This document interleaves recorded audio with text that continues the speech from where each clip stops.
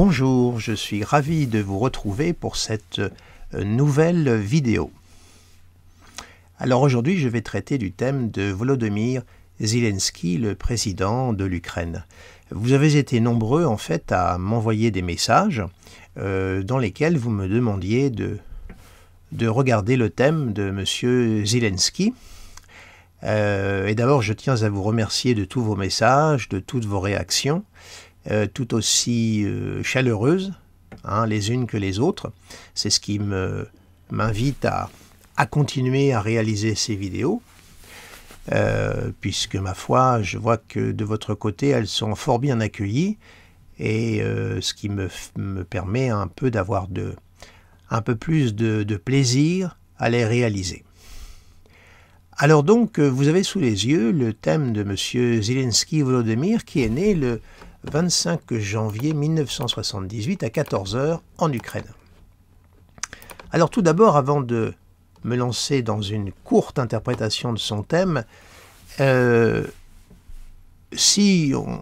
dirais, il n'y a pas lieu de douter de sa date de naissance. En revanche, l'heure, quant à elle, bien présente beaucoup de réserves, parce que d'abord 14 h pile, les naissances dans les heures rondes en astrologie, nous nous en méfions beaucoup.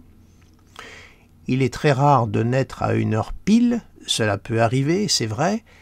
Et puis surtout, c'est que 14 h, nous n'avons pas la source. C'est l'heure qui circule actuellement, mais nous n'avons pas la source qui nous permettrait de pouvoir vraiment valider cette heure de naissance. Or, l'heure de naissance est extrêmement importante en astrologie, parce que c'est ce qui nous permet d'avoir en fin de compte la feuille de route, de pouvoir obtenir la domification, c'est-à-dire les 12 maisons, qui représentent en fin de compte, comme je dis, le plan d'incarnation, la feuille de route. L'heure et le lieu de naissance, c'est votre point de naissance, c'est votre racine. C'est là, à partir de ce point, que vous allez grandir, évoluer et entreprendre votre route. C'est donc le point de départ de votre existence. Et c'est pour ça qu'en astrologie, nous sommes toujours très pointilleux sur l'heure de naissance, parce que votre date de naissance donne l'état du ciel, mais il est valable pour les milliards d'individus sur cette terre. Ce qui va vous singulariser et vous particulariser, c'est votre heure et lieu de naissance. C'est ce qui fait de l'astrologie un colosse au pied d'argile. Rendez-vous compte que, comment vous dirais-je, une différence de 4 minutes peut entraîner, lorsqu'on travaille avec les directions, 1 an de décalage sur le plan prévisionnel. Vous voyez un petit peu la marge de manœuvre que nous avons, qui est très ténue. Alors cette précision exprimée, je vais donc évoluer avec ce thème pour 14 h. Je vais un petit peu jouer au funambule et je pars de l'hypothèse que cette heure est à peu près la bonne. Il va sans dire que si jamais il était né 2 heures avant, 2 heures après, ça va changer complètement la domification. Ça le mettrait ascendant Cancer, ou alors un ascendant tout début Gémeaux, ça changerait complètement l'ordre des choses. Mais je ferme la parenthèse. Alors vous avez sous les yeux le thème de M. Volodymyr Zelensky, né un 25 janvier 1978 sous le signe du Verseau, que vous voyez ici. Alors je vais vous faire une présentation très rapide de son thème pour passer ensuite au présent. Et de manière aussi à faire en sorte que cette vidéo ne soit pas trop longue pour vous. Alors de suite, on voit qu'il est né sous une conjonction Soleil-Vénus en maison 9 en Verseau. Ça signe immédiatement l'artiste, le comédien. Comme vous le savez, antérieurement, avant de devenir chef d'État, c'était un artiste, un comédien, même un chanteur, avec une série télévisée qui a eu un très grand succès en Ukraine, intitulée Serviteur du peuple, qui est d'ailleurs, je crois, actuellement diffusée sur Arte. Alors donc, on a là tout à fait la composante de l'artiste, le soleil qui marque « je suis » et Vénus qui marque l'art, l'expression artistique, un goût pour la beauté, etc. Et puis, on va dire cette composante qui peut laisser exprimer une expression artistique, je reviendrai tout à l'heure sur la valeur de soleil-Vénus, est appuyée par un ascendant Gémeaux, l'ascendant étant le signe qui se lève à l'Orient au moment de votre naissance. Donc, signe d'air des Gémeaux, on voit déjà qu'il y a une force expressive chez cet homme qui est nettement marquée. le signe du Gémeaux ayant pour planète Mercure, qui marque la vélocité, la rapidité, bref, une certaine une facilité dans l'éloquence. Et on trouve Mercure, qui est la planète du Gémeaux, dans le signe du Capricorne. Alors c'est intéressant parce que ce Mercure Capricorne apporte une note de secondarité à ce qui au départ est plutôt régi dans une forme de primarité. En effet, le Verseau et les Gémeaux sont des signes de primarité. Le Capricorne apporte de la secondarité. Et ce Mercure Capricorne, qui est la planète de son ascendant, qui est, comme je vous l'avais déjà expliqué, la maison du moi profond, eh bien ce Mercure Capricorne lui apporte quand même une certaine profondeur, une pensée structurée, capable de prendre du recul, capable de prendre son temps pour bien analyser et construire les choses. Alors certes, ce Mercure est en maison 8, qui est une maison quand même, une maison plutôt d'intériorité. La 8, c'est la maison à l'origine de Pluton, du Scorpion, bref, c'est pas forcément une maison propre à l'extériorisation.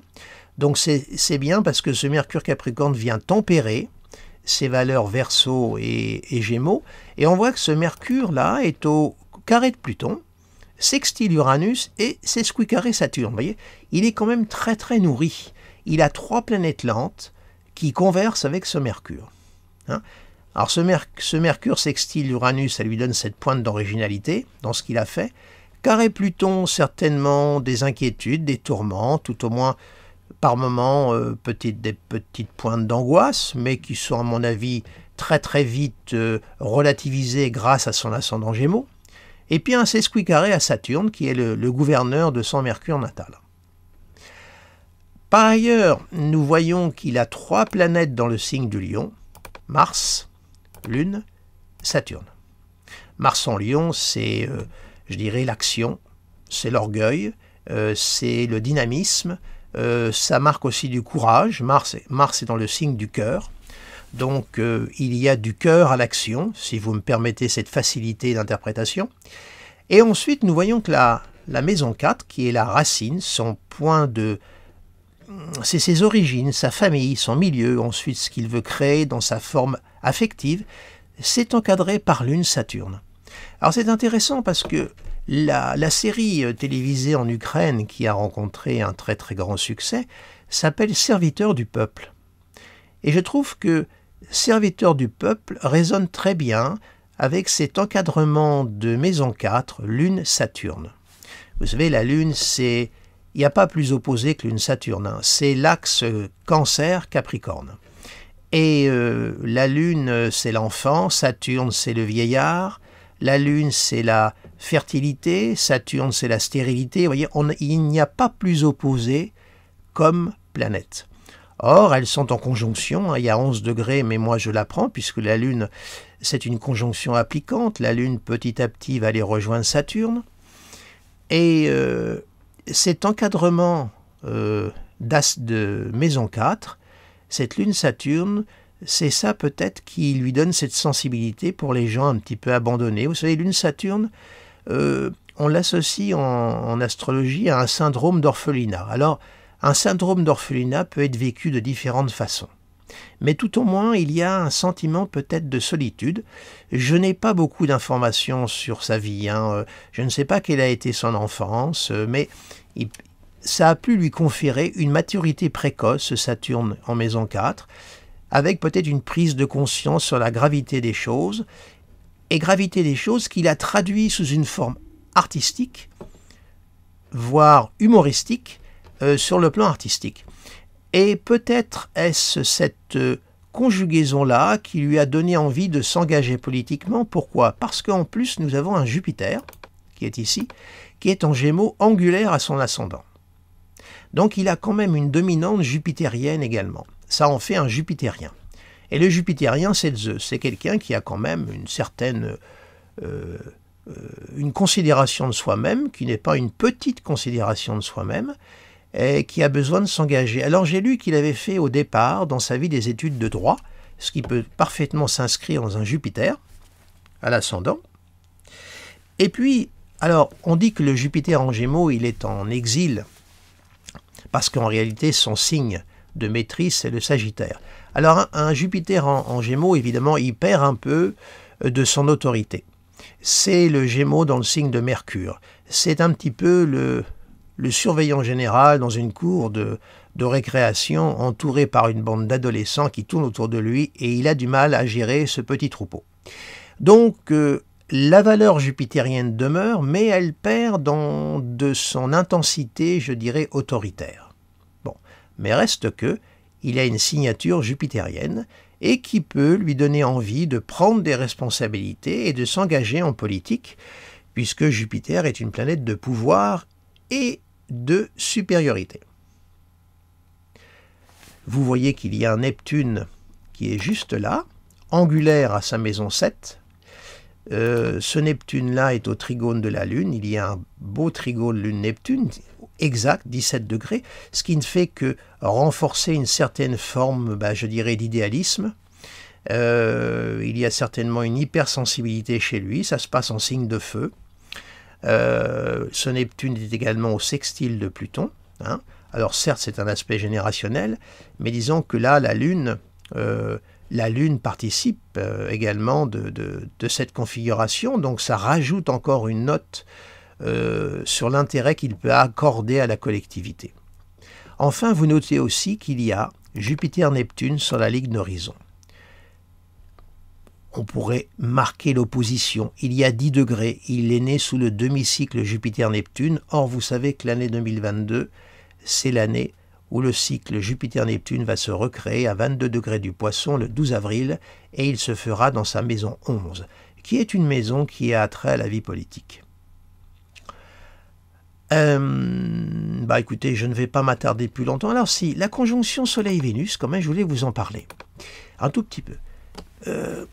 Bon, certes, Soleil-Vénus, c'est une très belle rencontre, ce sont des planètes très très belles ensemble, mais ça peut, selon les cas, il ne faut jamais généraliser en astrologie, ça peut être une composante narcissique.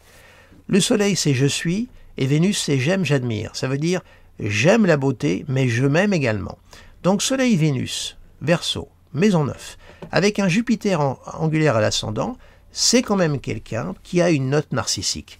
Alors vous me rétorquerez, quand on est comédien au départ, artiste, eh bien c'est normal qu'on ait une composante narcissique parce qu'on est en représentation, on aime se mettre en avant, on aime être sous les projecteurs. Donc, en soi, ça n'a absolument rien de négatif. Maintenant, il le vit à un stade, je dirais, différent puisqu'il est chef d'État, donc il est encore sous les feux de la rampe. Pardonnez-moi cette expression un petit peu malheureuse, il est dans un climat tragique actuellement. On voit qu'il y a un destin qui se vit à différents octaves, en fin de compte. Alors attention, la conjonction Soleil-Vénus, souvent on a tendance à dire « oh, c'est une conjonction gentille », etc. Je rappelle que le petit père des peuples, Staline, avait une conjonction Soleil-Vénus en Sagittaire. Et on a vu ce que Staline a fait du culte de la personnalité, de cette composante narcissique. Il a bâti le culte de la personnalité. Donc attention à ne pas se laisser trop embarquer par un vent d'idéalisme, de beauté, parce qu'on voit une conjonction Soleil-Vénus. Il faut savoir comment elle est vécue chez un individu. Une composante narcissique peut conduire quelqu'un comment dirais-je, ça peut être vécu et s'exprimer différemment. Surtout que dans son thème, on voit que cette conjonction Soleil-Vénus est opposée à Mars. Et ça, je vais longuement vous en parler tout à l'heure. Il y a un divorce, c'est opposition Vénus-Mars, c'est à l'amour comme à la guerre. J'adore ce que j'ai brûlé et je brûle ce que j'ai adoré. Bref, il y a une coupure là qui s'opère. Je vais vous en parler plus tard. Bref, je ne vais pas pousser plus loin l'interprétation de ce thème et on va maintenant passer au ici et maintenant et voir comment les choses, les événements vont évoluer pour cet homme qui est dans une situation absolument dramatique. Donc laissez-moi quelques instants pour vous montrer le ciel d'ici et maintenant. Voici donc le ciel dont je vais vous parler. Alors, avant de me lancer dans l'interprétation, une petite précision tout de même. Tout à l'heure, pour vous parler de la conjonction Soleil-Vénus, j'ai évoqué Joseph Staline. Alors j'ai appris maintenant à me méfier des interprétations. Bien entendu, loin de moi le sous-entendu de comparer M. Zelensky à Staline. J'ai pris Staline puisque les événements se passent en Russie et donc le personnage, ma foi, si j'ose dire, haut en couleur et qui est né sous une conjonction Soleil-Vénus n'était autre que Staline. Ça s'arrête là. C'était pour démontrer ce qu'une conjonction Soleil-Vénus peut également donner lorsqu'elle est très mal vécue. Je ferme ici la parenthèse de cette précision. Alors, je vous montre le ciel, là, présentement, du 21 avril 2019, voyez ? Parce que c'est, en fin de compte, le jour où M. Volodymyr Zelensky a été élu président de l'Ukraine. Et on peut considérer donc ce ciel-là comme étant le ciel de naissance de sa présidence. Donc il va marquer le climat de sa présidence et plaqué sur son thème de naissance, ça donne des renseignements fort intéressants. Alors qu'est-ce que nous voyons ? Nous voyons qu'il a été élu sous une conjonction Soleil-Uranus en Taureau. Et voyez les configurations que fait cette conjonction Soleil-Uranus à son thème de naissance. Ça fait carré à son Mars natal, carré à sa conjonction Soleil-Vénus et trigone à Saturne natal. Et sesquicarré à Neptune. Or, sur le plan des grands cycles planétaires, on sait que la Russie est régie par les cycles Saturne, Neptune, Uranus. Or là, on voit que quelque part, ce cycle est présent d'une façon, ma foi, un petit peu élastique, ce que je vous dis là, mais Uranus est au trigone de son Saturne et au sesquicarré de Neptune. On retrouve donc Uranus, Saturne et Neptune. Ça, c'est une chose. Ensuite, nous voyons que Mars, qui marque la guerre, est dans sa maison 12, au trigone de Pluton, et opposé à Neptune. Alors la maison 12, c'est tout ce qui nous arrive dans le dos, les agressions dans l'ombre. Et d'ailleurs, si vous superposez le thème de M. Poutine au thème de M. Zelensky, vous verrez que le Mars de M. Poutine se superpose juste ici, dans la maison 7 de M. Volensky, autrement dit, l'attaque qui vient de votre vis-à-vis et qui s'oppose au Jupiter de M. Zelensky. On voit bien la valeur de cette opposition Mars-Jupiter. L'un veut détrôner l'autre. Nous voyons que Neptune, à ce moment-là, était à 17 degrés du Poisson, il était au carré de Neptune natal, au trigone d'Uranus. On retrouve encore l'aspect Neptune-Uranus, propre cycle de la Russie, et au sextile de Mercure. Et enfin Jupiter, lui, qui était angulaire, il était rentré dans la maison 7, au trigone de Saturne. Ce qui peut certainement signifier sa victoire à l'élection présidentielle. Mais surtout, pour moi, le plus significatif, c'est la conjonction Saturne-Pluton dans sa maison 8 sur l'axe des nœuds et précisément sur le nœud sud. Une conjonction Saturne-Pluton en maison 8 sur le nœud sud, ce n'est pas, pour employer un terme propre à la vaticination, ce n'est pas une configuration positive du tout, c'est une configuration sombre et de très mauvais augure. C'est clair. Alors, quand on voit ça, franchement, entre le thème de naissance de cet homme et les configurations qui se présentent, vous savez, moi en tant qu'astrologue, j'ai cet homme devant moi qui me dit, voilà, je suis comédien, artiste et j'ai envie de me présenter à la fonction présidentielle. Je lui dirais, je comprends que vous ayez cette aspiration par ces positions jupitériennes, etc., l'encadrement d'une Saturne. Mais moi, je lui aurais dit, continuez à exercer en tant qu'artiste. Vous apporterez autant en dénonçant par l'humour et l'expression qui est forte chez vous le système, mais n'allez pas vous mettre dans l'activité politique. Vous n'allez avoir que des gros soucis. Et quand je dis gros soucis, c'est un doux euphémisme. Voilà, je lui aurais donc hautement déconseillé de s'engager dans la voie politique, c'est clair. Mais vous me rétorquerez que le destin de chacun lui appartient et qu'on ne réécrit pas l'histoire. Et en plus, l'histoire est toujours écrite par les vainqueurs, c'est bien connu. Mais voilà l'état de son ciel lorsqu'il a gagné l'élection présidentielle. Alors ensuite, il a pris sa fonction le 20 mai de la même année. Alors on va regarder le ciel du 20 mai après tout. Hein? Vous voyez, c'est juste un mois après. Alors vous voyez, le 20 mai, en fin de compte, le soleil avait avancé, mais il y avait une conjonction Vénus-Uranus. Hein, vous voyez la succession quand même. Il est élu sous une conjonction Soleil-Uranus et il prend sa fonction sous une conjonction Vénus. Élu sous une conjonction Soleil-Uranus, pardonnez-moi, je vais trop vite, et il prend sa fonction sous une conjonction Vénus-Uranus. Vous voyez, on retrouve la conjonction Soleil-Vénus qui se relaye d'une façon très intéressante, puisque même là aussi, ça s'inscrit au carré de son Mars natal et au carré de sa conjonction Soleil-Vénus. Et puis, le fait le plus significatif de sa prise de sanction, c'est la Lune, qui à ce moment-là transitait son Neptune natal, conjoint à Jupiter.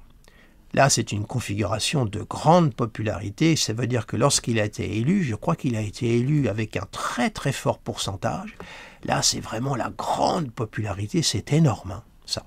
En plus, fort bien aspecté, hein, la Lune, vous voyez, trigone à elle-même, sextile à Pluton et semi-sextile à Uranus. Ça a dû soulever une vague d'enthousiasme, de popularité énorme. Alors évidemment, d'un autre côté, c'est pas la configuration de la lucidité. Hein. On est emporté par un idéalisme, on ne touche plus le sol, mais c'est vrai que c'est pas une configuration très matérialiste, c'est tout le contraire. Mais voilà l'état du ciel. Et puis il y avait Mars quand même. Si, Mars était ici, dans sa maison 1, dans l'ordre de conjonction de Jupiter et au semi-carré de la Lune. Hein. Voilà l'état du ciel de sa prise de fonction. Alors, Saturne-Pluton était toujours dans sa maison 8, bien entendu, ce sont des planètes très lentes. Et ça, c'est pas bon. Alors, on va maintenant passer au ciel de maintenant. Voilà.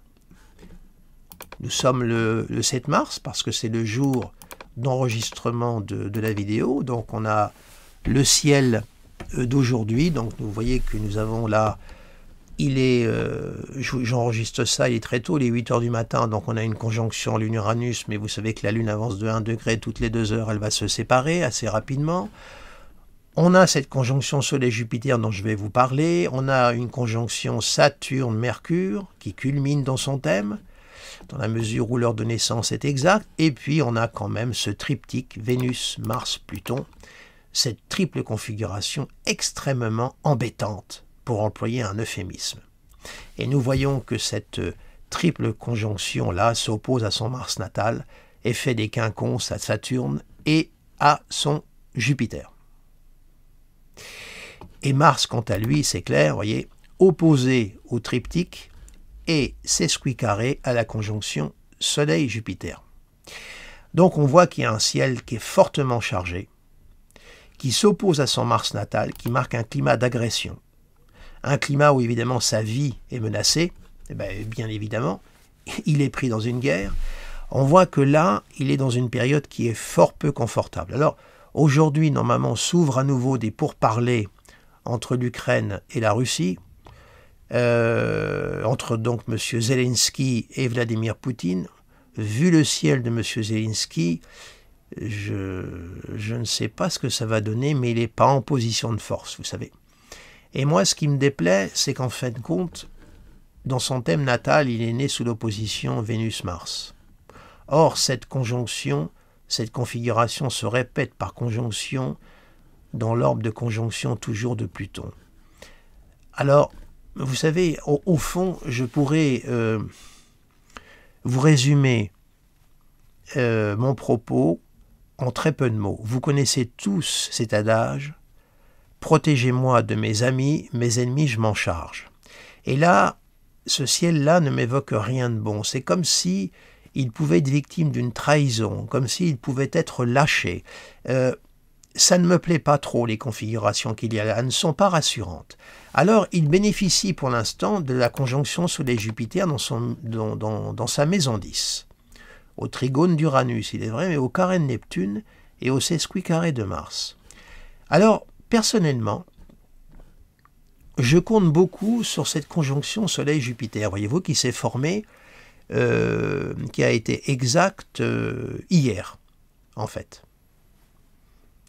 Je compte beaucoup sur cette conjonction-là parce que c'est une conjonction qui marque des apaisements en cas de conflit, qui marque des trêves, et j'espère sur cette conjonction-là qu'on peut étaler sur 15 jours pour aller vers au moins un cessez-le-feu. Alors le cessez-le-feu ne va pas régler les problèmes, mais ça aura au moins le mérite d'épargner des vies humaines, et là, actuellement, c'est la priorité. Hein. Donc je compte beaucoup. Alors, une précision. J'ai lu que, dans certains propos, que j'avais annoncé que le conflit s'arrêterait début mars. Je n'ai jamais dit ça. J'ai dit qu'il y aurait un apaisement au début du mois de mars. Or là, j'ai été un petit peu trop enthousiaste. J'ai projeté sur les configurations mes propres souhaits.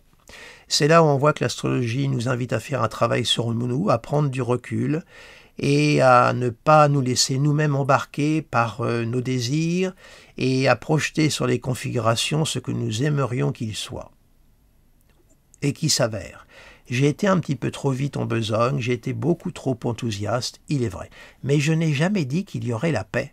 Je ne suis tout de même pas naïf à ce stade-là. Alors là, je reste encore dans mon enthousiasme, et là, j'espère que ça va être entendu. Je compte sur cette conjonction-là, sur les 15 jours qui viennent, hein, pour qu'il y ait un apaisement et au moins un cessez-le-feu. Mais ce n'est pas un cessez-le-feu qui va régler les problèmes de fond. Et moi, ce qui m'inquiète un peu dans le thème de M. Volodymyr Zelensky, c'est ce transit de Saturne sur son milieu du ciel.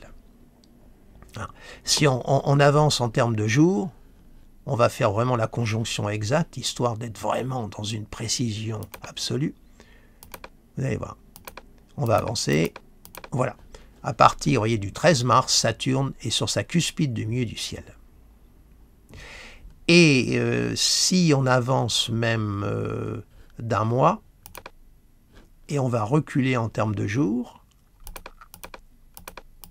regardez, il va y avoir la conjonction Saturne-Mars angulaire à son milieu du ciel, opposé à sa lune natale et opposé à Saturne. Alors, où est-ce que je veux en venir? Ce transit de Saturne sur le milieu du ciel, dans les thèmes de chefs d'État, ça marque soit leur reconduction, ou alors ça marque leur chute. Saturne, aussi haut il peut vous mettre, aussi bas il peut vous faire chuter. Or là, il y a un transit extrêmement fragile. Et en plus, il va y avoir Mars qui va venir se greffer. La durée, la guerre.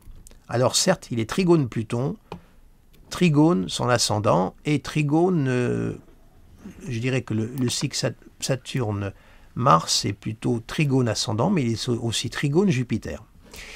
Il va être là, il est en fin de compte, dans une période qui est extrêmement délicate et à haut risque.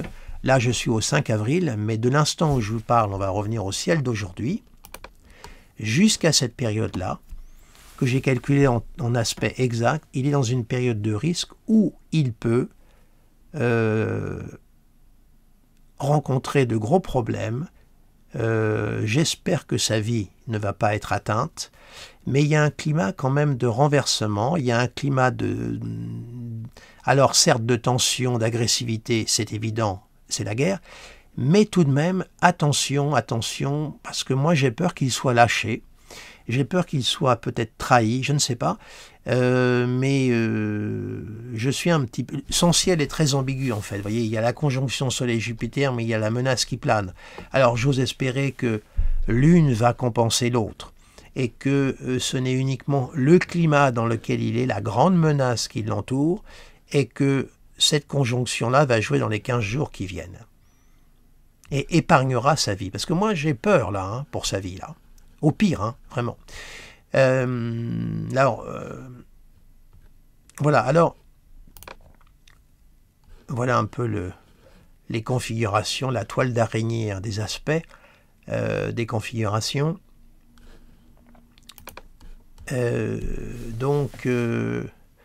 M. Zelensky est à un moment, je dirais, c'est comme si l'étau était en train de se resserrer de plus en plus sur lui.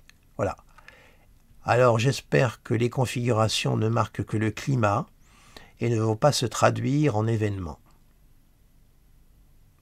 Et je compte sur cette conjonction pour que, je dirais, ces effets se fassent le plus vite possible.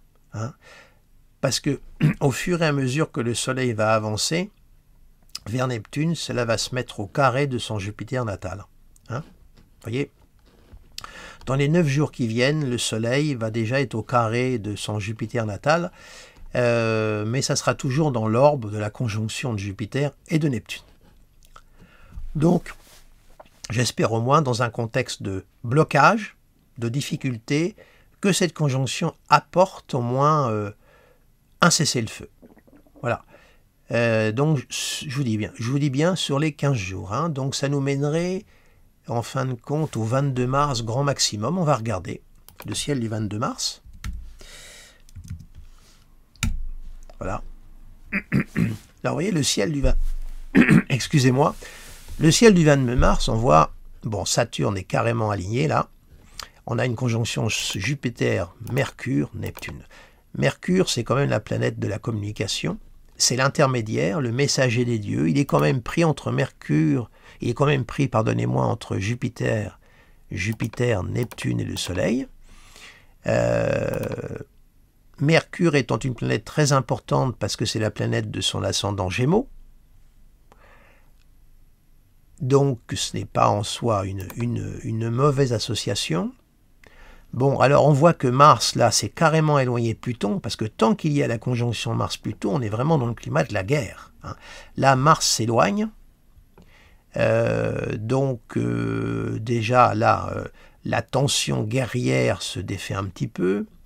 La conjonction Vénus-Mars est éloignée de sa conjonction Soleil-Vénus. Donc voilà, s'il parvient à traverser ce climat actuel sans trop de problèmes majeurs, on peut augurer qu'après, il puisse y avoir des ouvertures de dialogue et au moins un apaisement du conflit. Vraiment, je mise là-dessus. Hein. Et puis après, je vais stopper écouter ma vidéo parce que là, je vais tourner en boucle. Je vais avoir l'air de radoter. Je reviendrai dans une autre vidéo pour vous montrer des configurations que nous allons rencontrer dans l'avenir. Et il y a tout lieu de garder espoir. Alors, je confirme, pour terminer cette vidéo, que nous n'allons pas vers une 3e guerre mondiale. Je le réaffirme de nouveau.